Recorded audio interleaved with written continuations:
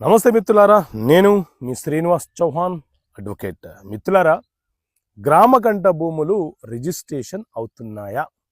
So మిత్రులారా, సాధారణంగా గ్రామకంఠ భూములు గతంలో రిజిస్ట్రేషన్ కావడానికి అవకాశం ఉండేది కాదు.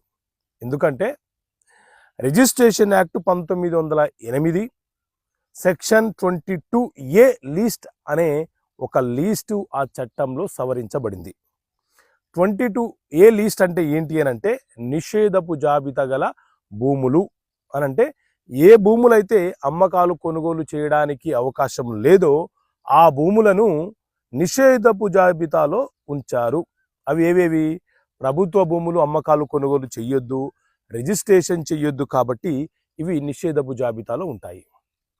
అలాగే వక్ఫ్ బోర్డు భూములు ఉన్నాయి, అవి కూడా అమ్మకాలు కొనుగోలు చేయొద్దు, కాబట్టి నిషేధపు జాబితాలో 22A లిస్ట్లో ఉంటాయి. ఎండోమెంట్కి సంబంధించిన భూములు ఉన్నాయి, అవి కూడా అమ్మకాలు కొనుగోలు చేయొద్దు.